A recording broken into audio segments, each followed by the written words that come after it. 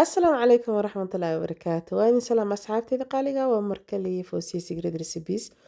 maanta waxaan idin wadaa hilib geel suqaar iyo bariis meesha waxaan kusoo shubay qorfe dhagyare iyo heel yar saliidda ayaan kusoo kululeeyey kadibna caraftooda iyo udugada soo baxaya basal ayaan kusoo daray sidoo kale asxaabtida qaaliga waxaan kusoo daray xawaaji bubuur iyo dhudhuub kama gaari intaan shiidaya ama tumayo caraftiina waa ka helaysaa lamana dareemayo marka haddii aad degsan tahay ila soo tijaabi qishkaan sidoo kale waxaan kusoo daray bilow masala iyo huruud bariiska aan karinay asxaabtida qaaliga ah waxaan la dhigay biyo oo waan soo gareeyay bariiska markii la soo garay aad iyo aad ayuu cajiib u yahay wuxuu noqdaa furfur kaale iska arag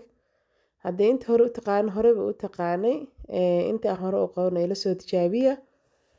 sidoo kale asxaabtida qaaliga ah waxaan kusoo daray reeka cube iyo kabsar caleen iyo toon isku maartay isku soo garaacay isku soo tumay biyihii aan ku qaleyn lahay ku karin lahaa waa ii diyaarsan yihiin waxaan isku soo shiilayaa bariiska iyo spiceskii waxoogaa videoga waa inii soo gaagaabiyey si aynaan uga caajisin laakiin bariiska ilaa muddo 4 daqiiqo camal ayaan shiilaya asxaabteyda bariiska markii la shiila aad ayuu cajiib u yahay hadhowtana furfur kuu noqon doonaa adigu cusbada aad jeceshaha u qiyaaso haddaa cusbo yar rabtid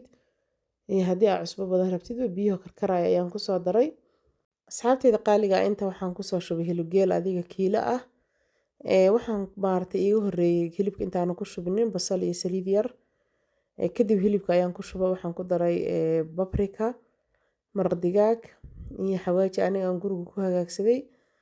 sidoo kale waxaan kaloo kusoo daray soya sauce yar hilibka intaan ku biyo ku daran ayaan waxaan rabaa inuu isdhex galo oo dhadhankiisa iyo macaankiisa isgaaro waa kaasaa xoogaa yar iisoo huuray oo maaragtay dhacaan yar buu dhalay waxaan kusoo daray liin dhanaan iyo kabsar iyo toon maaragtay si fiican aan cabaar isugu qaleynayaa kadibna waxaan kusoo dari doonaa biyuhu ku bislaan lahaa hilibku markuu noo soo bislaado intuu dabku noo saaran yahay inta waxaan kusoo samaystay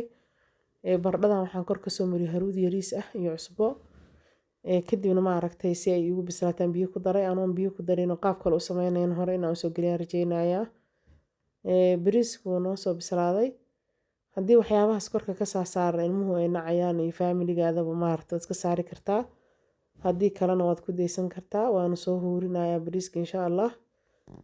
meeshaan bardhada si fiican inoogu soo bislaatay waxaan kusoo daray barbarooni iyo kabsar